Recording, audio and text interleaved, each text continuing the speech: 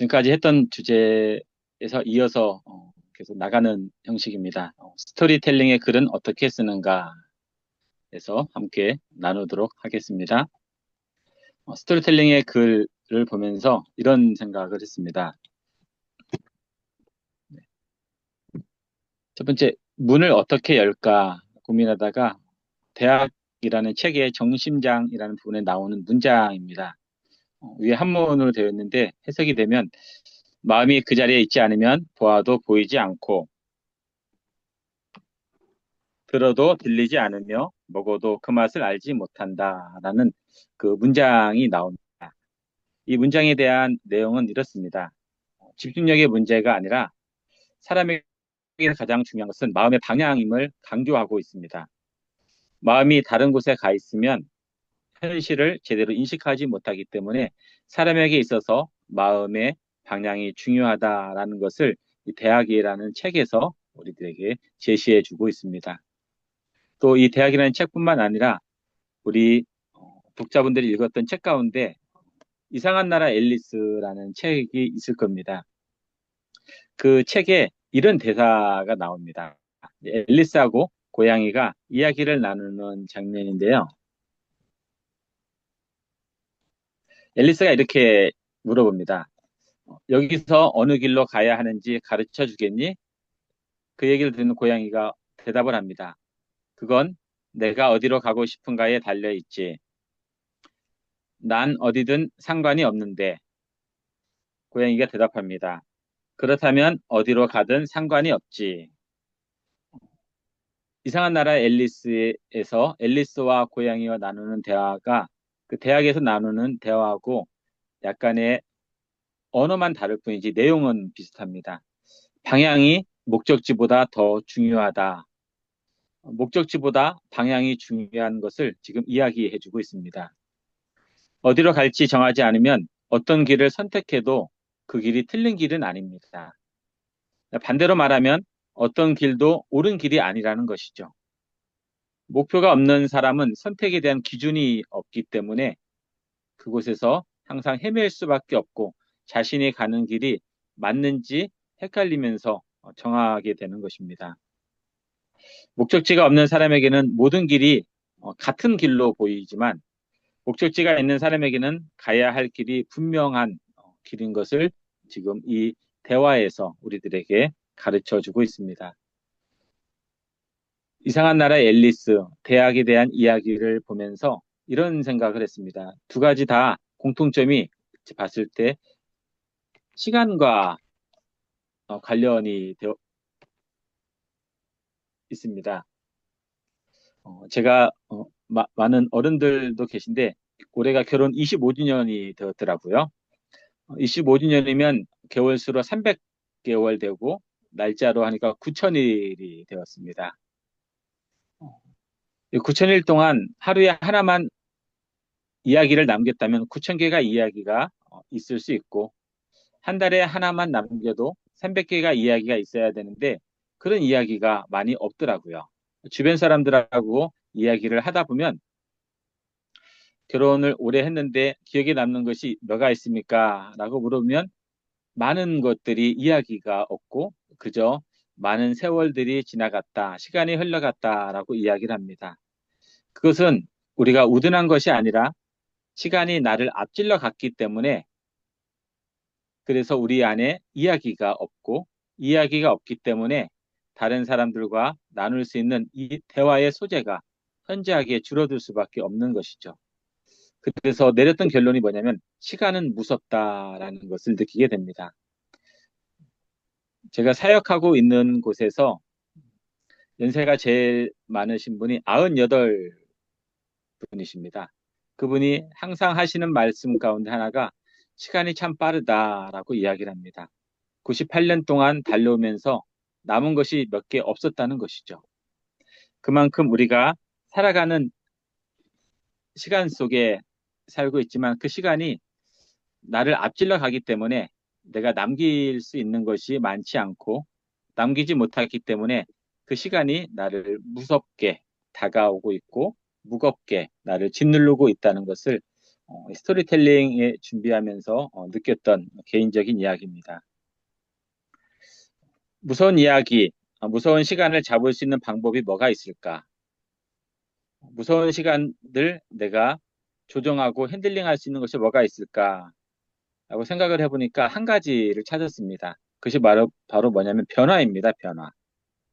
이 변화를 기억하고 그 변화를 가지고 삶을 엮어 나가면 시간에 대한 무서움이나 시간에 대한 무거움을 감당할 수 있는 시간들로 앞서갈 수 있게 된다는 것이죠. 그 변화를 말하는 것이 바로 뭐냐면 우리가 함께 나누는 스토리텔링입니다. 스토리텔링은 우리가 알고 있는 것처럼 여러 가지 이렇게 많이 사전적인 단어들을 이렇게 설명하고 있습니다. 이야기를 하는 기술이 아니고 사람의 감정이나 기억, 행동, 가치관, 움직이는 전달 방식, 설교나 강의, 책 쓰기, 상담, 광고 이런 모든 것들이 스토리텔링 위에서 움직이고 있다는 것을 우리들이 알고 있습니다. 이 스토리텔링을 한 단어로 이렇게 정리를 해봤습니다. 스토리텔링은 사람의 변화를 전달하는 기술이다라는 것으로 한 가지로 정의를 내려봅니다. 사람의 변화를 전달하는 기술. 이 말에는 중요한 것은 변화가 항상 일어나야 된다는 것을 우리들에게 이야기를 해주고 있죠. 사람에게도 항상 변화가 일어납니다. 어떤 변화가 일어나냐면 가장 기본적인 것이 세포 분열입니다. 세포 분열이 계속 일어나기 때문에 어린아이가 어른으로 성장하고 또 어른이 되어서도 그 피부가 항상 달라지게 됩니다. 옛날 거 쓰는 것이 아니라 새로 변화되는 그 세포로 인해서 우리가 현재의 피부를 유지하고 현재 환경에서 적응하면서 살 수 있게 되었다는 것을 이야기를 해주는 거죠. 그런 것처럼 사람의 변화에서는 사람에게는 가장 중요한 것이 변화입니다. 변하는 것을 우리가 갖고 살아가는 것을 이야기로 담은 것이 스토리텔링입니다. 요즘 우리가 스토리텔링을 알고 있는 시대에 살고 있는데 현재 우리가 살고 있는 시대를 어떤 시대일까를 이렇게 한번 보았습니다. 시간이 삶을 이기는 시대가 오늘날 우리가 살고 있는 시대입니다. 그 시대에서 한 단어로 얘기하면 쇼츠입니다. 쇼츠를 너무나 좋아하죠. 쇼츠를 좋아할 수밖에 없는 이유가 장기간의 기억이 없다 보니까 짧은 것을 선호하게 됩니다. 짧은 형식의 많은 메시지를 담기 어렵습니다. 그래서 충분한 메시지와 깊이를 갖춘 내용은 대체로 길고 복잡할 수밖에 없는 것이죠. 근데 요즘 많은 사람들이 쇼츠에 이렇게 정신이 팔려 있습니다. 짧은 시간 안에 모든 것을 결정하고 짧은 시간 안에 판단을 내리고 짧은 시간 안에 내가 이것을 선택할지 결정하지 않을지를 볼 수 있게 된다는 것이죠. 이것을 대변하는 것 가운데 얼마 전에 나왔던 이야기가 가운데 이런 이야기가 하나 있습니다. 횡단보도를 건너는 것을 보면 그 도시 사람들의 성향을 알 수 있다고 합니다. 대도시나 젊은 사람들이 횡단보도를 건너는 그 시간하고 같은 또래에 있는 사람들이 지방에서 횡단보도를 걷는 시간하고는 차이가 있다고 합니다. 차이가 있는 이유 가운데 하나는 목적이 있기 때문에 더 빨리 가서 그 목적을 이루려고 횡단보도에서 빠른 발걸음을 걷는다는 그 이야기가 있습니다. 오늘날에서 가장 중요한 것이 삶인데 그 삶을 이기는 것이 오늘날의 시대의 시간입니다. 그 시간 안에서 우리들이 어떻게 살 것인가, 어떤 목적을 갖고 살아가야 될 것인가를 결정하는 것이 중요하게 되는 것이죠.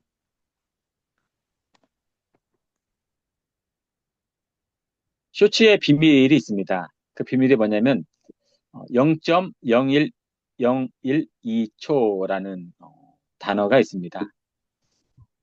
혹시 여기에 대해서 이제 공부하셔서 아시는 분도 이제 계실 것입니다. 0.01012초의 교실. 그 교실에 갇히는 상황. 이것은 어디서 나오냐면 그 자청 작가라는 분이 완벽한 원신에서 쓴 내용 가운데 하나가 있습니다.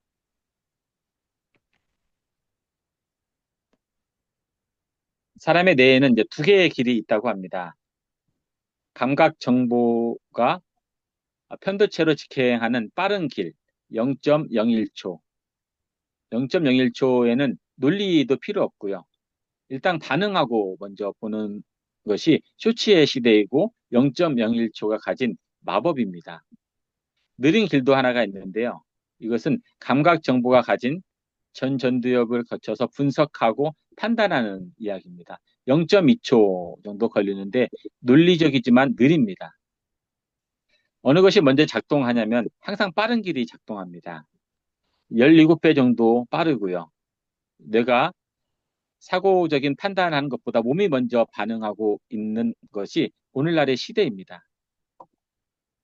그러기 때문에 사고력이 얇아질 수 있고 깊지 않는 사고를 하면서 살아가고 있는 것이 오늘날의 시대의 모습입니다. 그러다 보니까 사고력도 얇아지고 깊지 않는 사고를 하다 보니까 더 쇼츠에 매몰되고 쇼츠를 보는 사람들의 특징 가운데 한 10분만 봐야지라고 하는데 어느 순간 30분이 되고 1시간이 되는 이유는 이 0.01초가 가진 그 마법 때문에 거기에 현혹되고 거기에 빠져 들어가서 10분이 30분이 되고 10분이 1시간이 되는 그런 일들이 우리들 가운데서 일어나고 있습니다.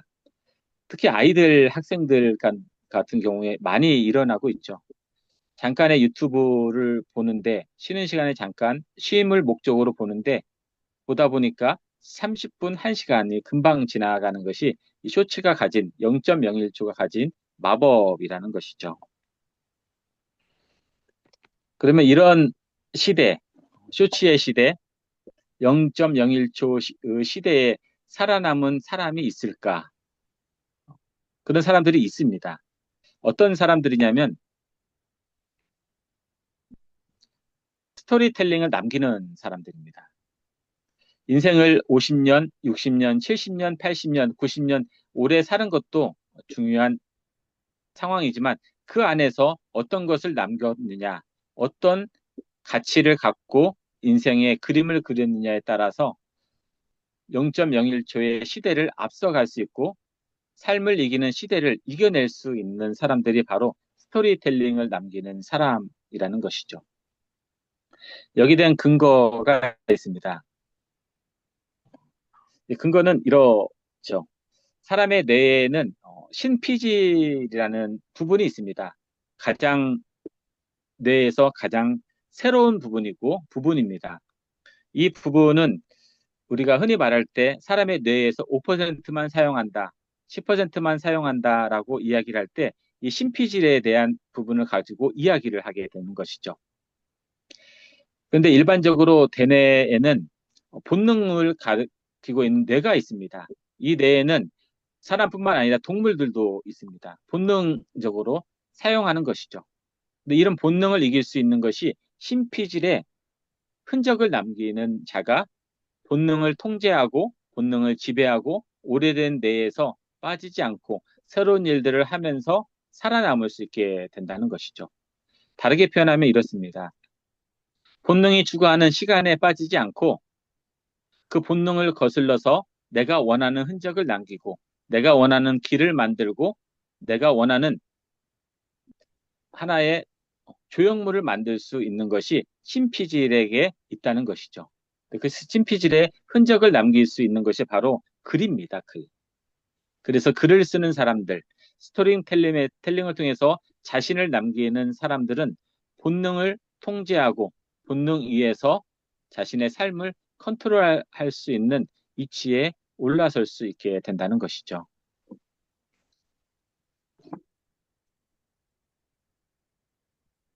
제가 이 스토리텔링을 준비하면서 읽었던 책 가운데 하나가 있는데요. 이 책입니다. 박혜정 선교사님께서 추천을 해주셨던 책인데요. 내 삶의 이야기를 쓰는 법. 내 삶의 이야기를 쓰는 법의 저자가 조엔 디디온입니다. 이분이 이렇게 이야기를 합니다. 내가 글을 쓰는 이유는 오로지 내가 무엇을 생각하는지, 무엇을 보고 있는지, 내가 보고 있는 것이 무엇을 의미하는지, 그리고 내가 무엇을 원하고 또 두려워하는지를 알기 위해서다라고 이야기를 합니다. 스토리텔링과 연결하면 이렇습니다. 자신의 변화를 측정하고 있고, 자신의 변화를 기록하고 있고, 자신이 현재 어느 위치에 있는지를 보기 위해서 글을 쓴다는 것이죠. 저는 이 글을 쓰면서 가장 느끼는 것 가운데 하나가 뭐냐면, 글을 쓰는 이유 가운데 하나는 저보다 똑똑한 사람이 많다는 것을 배우기 위해서 글을 쓰고요. 또 하나는 제가 되게 단순하고 되게 어리석다는 것을 깨닫기 위해서 글을 쓸 때가 많이 있습니다. 글을 쓰면서 내가 현재 어느 위치에 있고 어느 단계에 있는지를 알기 위해서 글을 쓰게 된다는 것이죠. 그러면 우리가 왜 스토리텔링을 써야 될까? 스토리텔링은 왜 써야 할까? 네 가지로 이렇게 정리를 해봤습니다. 사람은 이야기로 세상을 이해하기 때문입니다. 그래서 스토리텔링을 써야 되고요. 또 하나는 사람은 이야기 속에서 자신의 모습을 발견하기 때문입니다. 세 번째는 이야기는 상대방의 마음을 열고 나의 마음을 열 수 있기 때문에 스토리텔링을 써야 되는 이유입니다. 네 번째는 이야기는 시대를 연결하기 때문에 스토리텔링을 쓰는 것이 정말로 중요하다는 것이죠. 스토리텔링을 써야 되는 이 목적에 대한 네 가지, 왜 써야 되는가를 아는 것이 중요합니다. 세상은 이야기로 되어 있고 사람은 이야기 속에서 자신의 모습을 발견하고 이야기는 마음의 문을 열고 이야기는 시대와 시대를 연결하고 사람과 사람을 연결하기 때문에 스토리텔링이 이 시대에 필요하다라는 것을 지금 이야기하고 있습니다.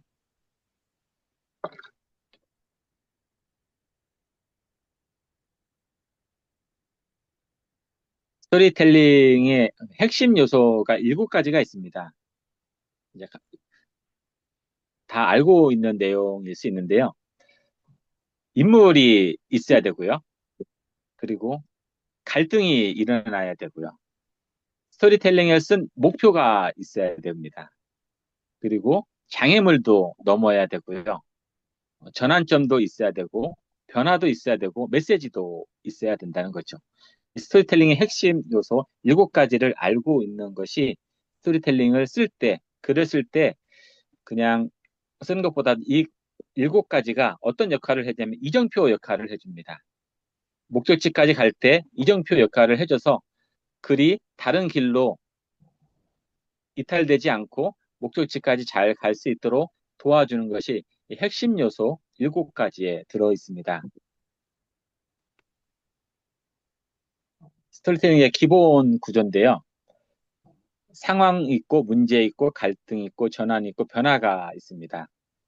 상황은 언제 어디서 누가 무슨 일이 벌어졌는가 왜 힘들었는가 무엇을 깨달았는가 그래서 어떻게 달라졌는가 이 부분의 기본 구조가 있습니다. 뒤에서 자세히 한번 볼 건데요. 7가지가 이 안에서 포함되어 있습니다. 기본 구조가 있는데 이것은 계단으로 보시면 됩니다. 한 계단 한 계단 올라가면서 만들어지는 기본 구조라는 것이죠. 스토리텔링을 쓰는 방법이 있습니다. 우리가 사건보다는 이제 변화를 먼저 찾아내는 것이 중요합니다. 핵심은 사건 자체가 아니라 무엇이 달라졌는가가 이제 가장 중요하기 때문입니다. 예를 들면 이렇게 쓸 수 있습니다. 비가 왔다라고 쓸 수 있는데 이것을 다르게 표현하면 이렇습니다. 비를 맞으며 돌아가던 사람의 소중함을 깨닫다 하면서 이야기 안에서 변화를 찾아내는 것이 중요합니다. 비가 내렸던 것은 일반적인 사실입니다. 그것을 모르는 사람은 없습니다. 비에 대하여서 자신의 변화를 찾아내는 것이 첫 번째 스토리텔링을 쓰는 방법이 되는 것입니다. 두 번째는 이제 설명하지 말고 장면을 보여주는 것도 필요합니다. 해설보다는 장면이죠. 설명형에는 이런 것들이 나옵니다. 그는 매우 외로웠다. 대신 식당에서 혼자 밥을 먹으며 휴대폰 화면만 넘긴다. 그렇게 쓸 수도 있고요. 그는 화가 났다. 그렇게 말하는 것보다도 그는 일어나서 책상을 내리쳤다. 하는 것으로 장면을 보면 기억에 오래 남습니다. 사람은 문장보다도 장면을 오래 기억하기 때문에 스토리텔링을 쓰실 때 설명하는 부분들도 필요하겠지만 어느 부분에 대해서는 장면을 넣어주면 그 장면이 핵심 메시지로 다가올 수 있기 때문에 설명보다는 장면을 넣어주는 것이 필요합니다. 또 하나는 이제 작은 디테일을 넣어주는 것도 필요합니다. 디테일을 넣게 되면 그 문장 안에서, 글 안에서 현실감이 드러나게 되는 것이죠. 예를 들면 커피를 마셨다. 누구나 마실 수 있는 것이죠. 그런데 그것을 약간 변형시켜서 식어버린 믹스커피를 한 모금 마셨다 하면서 그 안에 디테일을 넣어주면서 믹스커피를 마시는데 식어버린 커피를 먹은 그 사람의 마음은 어떨까 라는 것을 넣어주는 것입니다. 그래서 우리 오감을 넣어주면 참 좋습니다. 냄새나 소리, 표정, 손짓 같은 작은 요소를 넣어주면 이야기가 살아있게 됩니다. 정적이 되지 않고 동적인 역할들을 하는 것이 이렇게 작은 디테일 하면서 오감을 넣어줄 때 이야기가 살아나는 것을 보게 됩니다.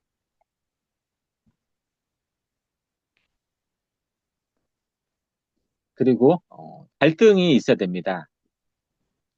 스토리텔링은 일기가 아니라 독자가 있는 독자가 있는 3인칭이 있기 때문에 갈등이 있어야 됩니다. 갈등이 없는 이야기는 힘이 약하죠. 그래서 갈등을 넣어줘야 되는데 사람과 사람, 남편과 아내, 배우자, 또 부모와 자녀, 시부모와의 갈등, 또 마음속의 갈등, 이것을 해야 될까, 말해야 될까, 그 안에서 흔들리는 갈등, 또 믿음을 지켜야 될까, 사건 안에서 두려움에 떨어서 갈등하고 있는 모습, 현실과 이상 사이, 또 선과 거짓말, 그런 여러 가지 갈등들이 있는데 갈등을 넣어줘야만이 독자로 하여금 더 궁금하게 만드는 것입니다. 소설책, 이게 큰 소설책 같은 경우, 두꺼운 소설책 같은 경우에 보면 늘 갈등이 반복이 됩니다. 한 산을 넘어서 갈등이 해결되었던 것 같은데 또 다른 갈등이 일어나게 되는 것이죠. 또 다른 갈등이 일어나기 때문에 책을 덮을 수가 없는 것입니다. 갈등이 있기 때문에 끝까지 읽고 싶고 끝까지 독자를 몰고 가는 것이 바로 갈등 안에 있다는 것을 우리들에게 알려주고 있습니다. 또 하나는 이제 감정입니다. 감정. 스토리텔링은 정보 전달하는 것이 아니라 감정을 전달하는 내용이죠.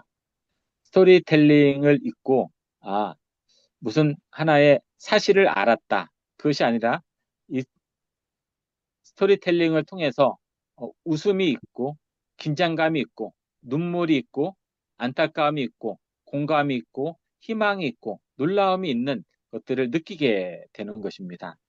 나도 이런 상황에서 이런 감정을 느꼈었지 하면서 서로 공유할 수 있는 것들이 감정입니다.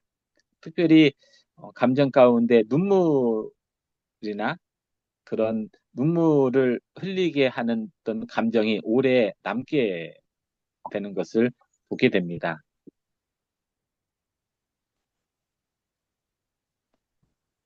또 스토리텔링을 쓰실 때 자기 삶에서 꺼내는 것이 중요합니다. 나하고 무관한 삶이 아니라 나하고 연결되어 있는 삶이 가장 강한 이야기고 실제 경험했던 이야기에서 나올 때 독자에게 감정을 일으킬 수 있고 독자에게 흥미를 유발할 수 있고 독자를 끌어들일 수 있는 이야기들이 되는 것이죠. 가장 많이 쓸 수 있는 것이 실패하고 실수했던 거. 저 사람도 나와 똑같은 실패를 할 수 있는 사람이구나. 저 사람도 나와 똑같은 실수를 하고 부끄러움 앞에서 등을 돌리고 후회하면서 살아가는 나와 별다른 갭이 없는 사람이구나라는 것을 느낄 때, 그 스토리텔링의 힘을 얻게 되는 것입니다.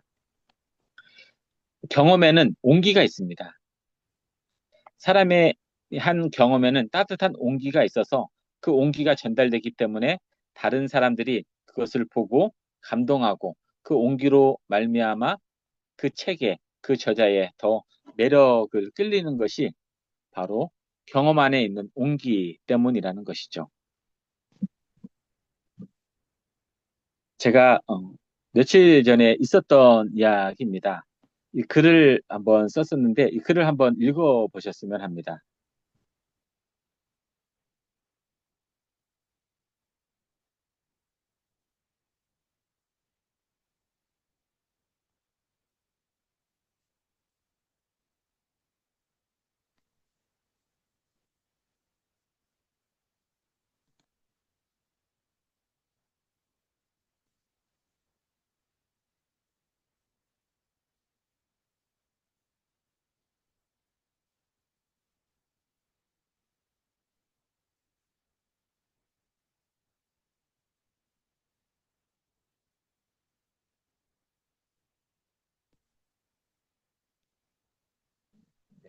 다음 페이지 보겠습니다.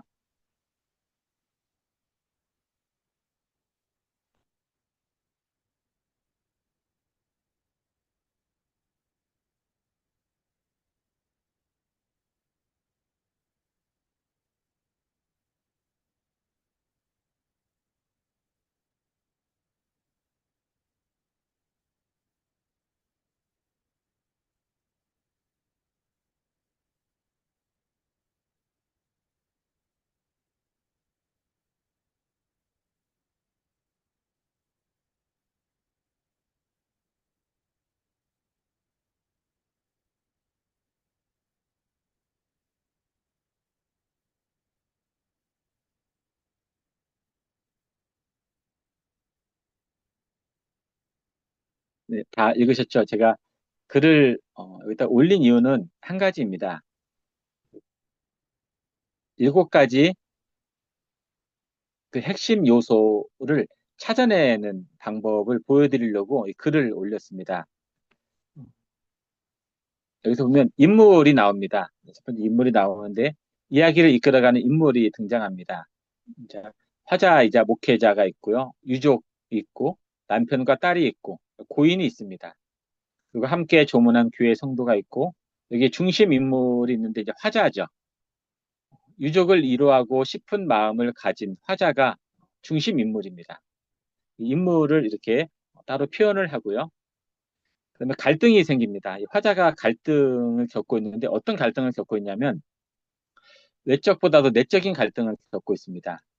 어떻게 하면 유족에게 진정한 위로를 전할 수 있을까? 그냥 조문하고 끝낼 것인가? 다시 찾아가 위로할 것인가?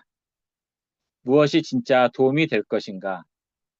이 고민이 이야기의 긴장감을 만들게 됩니다. 인물이 있고 갈등이 있었죠. 그 다음에는 목표가 있어야 되죠. 글을 쓴 목표가 있어야 됩니다. 화자가 이루고 싶은 목표가 있습니다. 유족에게 조금이라도 위로를 전하고 싶다. 그 위로가 단순한 조문이 아니라 상대에게 실제 도움이 되는 사랑을 전하고 싶다가 진짜 목표입니다. 그냥 찾아가서 인사하고 오는 것이 아니라 다른 사람들과 똑같은 조문이 아니라 그 사람들에게 실제로 도움이 될 수 있는 것이 무엇일까? 그것을 찾아내는 것이 목표가 되는 것입니다. 근데 우리가 잘 아는 것처럼 목표를 향해서 갈 때 항상 꽃길만 있는 것이 아니라 가다 보면 여러 가지 장애물들이 있습니다. 그 장애물들을 넘어야만이 목표에 잘 도달할 수 있게 되는 것이죠. 이 글에 대한 장애물이 있는데 두 가지가 있습니다. 현실적인 장애물이 있죠. 유족과 아주 가까운 사이가 아닙니다. 길을 가다가 그냥 동네에서 인사만 할 정도이고 또 자녀들은 한 번도 만나지 못했던 사이입니다. 그렇기 때문에 어떤 위로가 필요할지 정확히 알 수 없게 되는 거죠. 상대방의 삶을 모르기 때문에 어떤 말을 함부로 내놓는 것이 어렵습니다. 저는 위로한다고 말을 내놨는데 그것이 혹시 그냥 평범한 말이 될 수 있고 듣기 싫은 말이 될 수 있고 귀찮은 말이 될 수 있기 때문입니다. 또 하나의 장애물은 심리적인 장애물입니다. 무엇을 해야 할지 막막하게 되었다는 것이죠.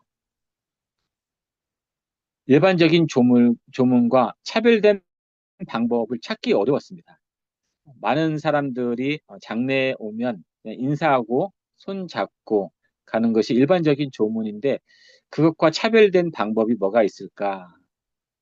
그것이 저에게는 이제 장애물이 되었다는 것이죠.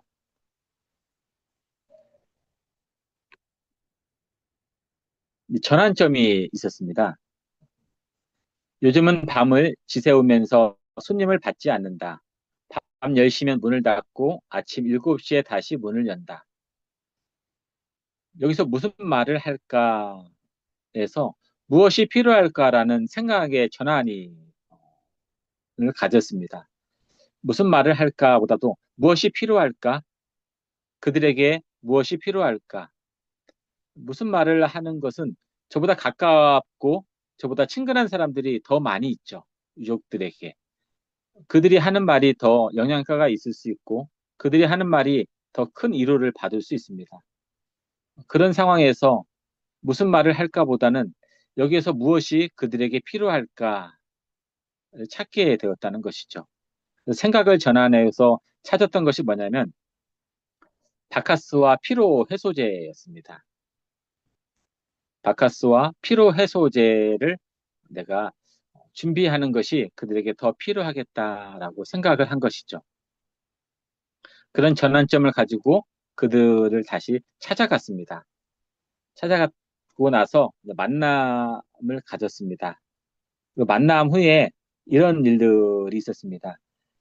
그의 둘째 자녀가 부부가 찾아왔습니다. 찾아와서 이런 얘기를 해주시더라고요. 이렇게 신경 써준 곳은 처음입니다.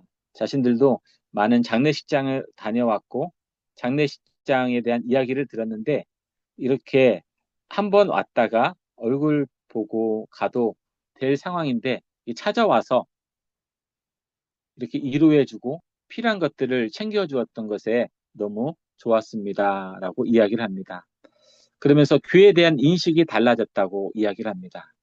교회에서는 와서 예배 한번 드리고 가고 그냥 한번 조문 와서 갔는데 신경 쓰지 않았던 부분들, 챙기지 않았던 부분들을 교회가 챙겨줬던 것에 대해서 감사한 마음을 전해 주셨습니다.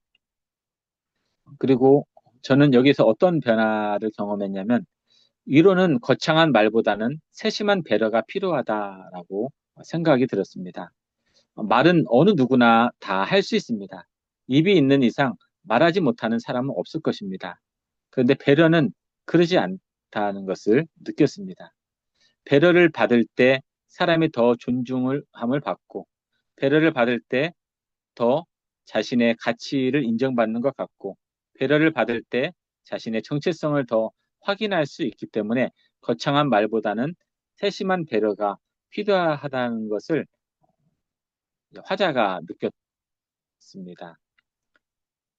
그리고 관계의 변화도 마찬가지입니다.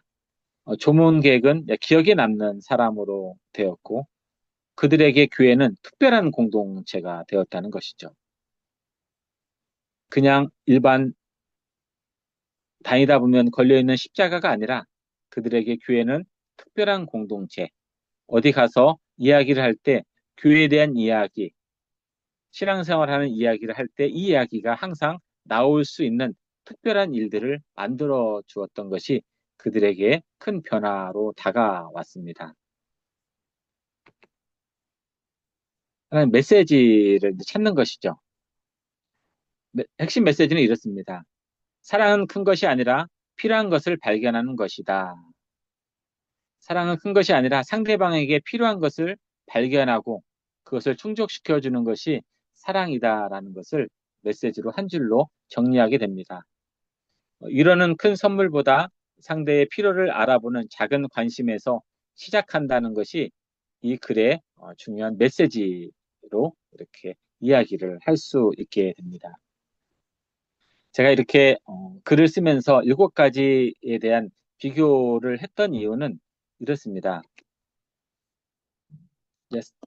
나중에 우리 선생님들 모두 스토리텔링에 대한 글을 계속 쓰실 것입니다. 이제는 한 단어로 썼던 것들을 이제는 틀에 맞추어서 쓸 수 있는 것들을 이제 하시는데 이런 방법을 한번 하셨으면 좋겠다라는 생각을 해봅니다. 글을 읽습니다. 에세이 글이나 누가 썼던 스토리텔링의 글을 읽습니다. 읽고 나서 글이 좋았다, 감동적이다, 나하고 맞다. 그렇게 읽고 책을 덮어도 괜찮습니다. 그런데 이제는 글을 쓰시려면 거기에 대해서 7가지를 한번 분석해 보셨으면 합니다. 그러니까 7가지에 대한 것들을 찾아서 그래서 분석해 보는 것이죠. 갈등이 무엇이었는지, 인물이 무엇이었는지, 이 글의 목표가 어떤 것이었는지, 이 글의 장애물은 어떤 것이었는지, 이 글의 터닝 포인트는 어디에 있었는지, 이 글을 통하여서 어떤 변화가 일어났었는지, 이 글에 대한 메시지가 뭐가 있었는지를 분석해 나갈 때 스토리텔링을 쓸 수 있는 환경들이 더 쉽게 열리고 더 빨리 스토리텔링에 접근할 수 있는 방법입니다. 7가지를 분석하신 다음에 한번 베껴 써 보십시오. 베껴 써보면 이 부분에 대해서 어느 부분이 인물이었고 어느 부분이 갈등이었고 어느 부분이 장애물이었고 어느 부분이 터닝 포인트였고 변화였고 핵심 메시지를 찾아낼 수 있게 되는 것이죠. 그것을 찾아내게 되면 이제는 각자 자신의 삶에서 하루의 삶을 마무리하면서 글을 쓸 수 있는 조건들이 많이 열리게 됩니다. 글을 쓸 때 어려운 것 가운데 하나가 뭐냐면 구조가 없기 때문에 어렵습니다. 근데 7가지 분석을 하고 그 구조에 맞춰서 글을 쓰게 되면 조금 더 도움을 받아서 쉽게 글을 써나갈 수 있는데 도움이 될 것입니다.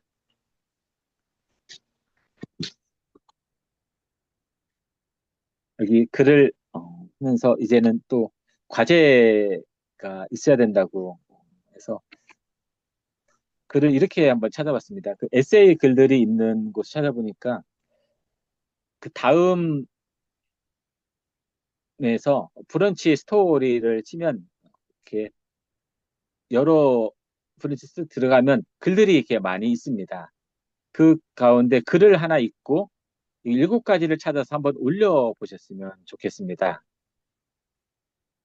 글을 읽고 이 글에 인물이 누구누구 등장하는지, 이 글에 대해서 갈등이 뭐가 있었는지, 이 글의 목표는 무엇이었는지, 이 글이 앞으로 나아가지 못하게 걸림돌이 되는 장애물은 어떤 것이었는지, 심리적인 것이었는지, 외적인 것이었는지, 내적인 것이었는지를 찾아내시고요. 또 전환점도 한번 이렇게 봤으면 좋겠습니다. 어느 부분에 대해서 이 글이 다르게 전개되고 있는지를 찾아내는 것. 그리고 이 글이 어떤 변화, 처음 시작했을 때 독자나 등장인물들이 어떻게 변화됐는지를 한번 기록하고 또 글을 읽고 나서 이 글을 나는 한 줄로 정리하면 어떻게 정리할 수 있을까? 메시지를 만드는 것이 이번에 제가 드리는 과제입니다. 좀 어려울 수 있고 시간이 많이 걸릴 수도 있습니다. 그런데 한 통을 읽고 한 통을 보기 때문에 도움이 많이 될 것으로 생각합니다. 브런치 스토리 들어가면 여러 글들이 있는데 긴 것도 있고 짧은 것도 있습니다. 여기에 그 7가지가 다 안 나올 수도 있고 못 찾을 수도 있습니다. 2가지만 찾을 수도 있고 3가지도 찾을 수 있습니다. 근데 꼭 일곱 가지 찾아야 되는 것이 중요하겠지만 찾을 수 있을 만큼 찾고 한 단계 한 단계 쓰다 보면 어느 순간에 일곱 가지 찾을 수도 있고 또 더 많이 찾을 수 있는 분들도 나오시게 될 것입니다. 한번 도전해 보셔서 일주일 동안 도전해 보셔서 일곱 가지의 그 단계들, 핵심 요소들을 한번 찾아서 기록해 보셨으면 좋겠습니다. 그러면 내가 어느 부분에 대해서 못 찾고 있고 어느 부분을 내가 보지 못하고 있는지를 알 수 있게 됩니다. 이것을 하다 보면 내 자신에 대한 변화를 경험할 수 있고 내 자신이 현재 어느 위치에 있는지를 찾아낼 수 있기 때문에 이 과제에 한번 도전해 보셨으면 좋겠습니다. 그리고 이것을 준비하면서 느꼈던 부분입니다. 흐르는 피를 종이에 옮기라라는 그 작은 소제목이 있습니다. 모든 분들, 여기에 오신 분들 다 글을 쓰고 싶어서 다 오셨을 것입니다. 놀러 오신 분들은 없으실 겁니다. 글을 쓰고 싶어서 오셨던 그 열정, 내 몸 안에서 흐르고 있는 그 피, 열정을 종이에 한번 옮겨 보십시오. 쉽지 않을 겁니다. 그런데 한번 옮겨 보십시오. 옮겨 볼 때 내 피가 살아있다는 것을 경험할 수 있게 됩니다. 흐르는 피를 종이에 옮기라라는 것은 아까 읽었던 그 책의 한 챕터에 들어있던 목차입니다. 그래서 저도 이 부분들을 이제 기억하고 있고 이 부분에 잘 해서 도움을 받으려고 하고 있고요. 두 번째는 열심히 하지 못해서 오는 아픔이 크다. 이것은 우리 글쓰기 운동본부 원장님이신 김도인 선생님께서 해주신 말씀입니다. 열심히 하지 못해서 오는 아픔이 크다. 이것은 어느 누구나 다 경험하셨을 것입니다. 학창 시절에 내가 조금만 더 열심히 했으면 그 시간에 내가 조금만 더 열심히 했으면 더 나은 미래가 되었을 것인데 맞습니다. 지금도 늦지 않았고 지금 하면 됩니다. 지금 열심히 하시면 됩니다. 열심히 하면 아픔이 줄어들 수 있습니다. 그런데 해야지 하다가 못하면 1년 후, 또 한 달 후, 일주일 후에 내가 왜 못했을까? 그 아픔에 상처가 나는 일들이 일어날 수 있기 때문에 열심히 하지 못해서 오는 아픔이 우리들 가운데에서 사라졌으면 좋겠습니다. 혹시 여기 독자분들 중에 테니스 좋아하시는 분 혹시 계신지 모르겠습니다. 지금 한참 하고 있는 테니스 메이저 대회 프랑스 롤랑가르스 테니스가 하고 있는데 그 테니스 체육관 테니스장의 한 관중석 한 가운데 붙어 있는 문구가 뭐냐면 승리는 가장 끈질긴 사람의 것이다 라는 문구가 붙어 있습니다.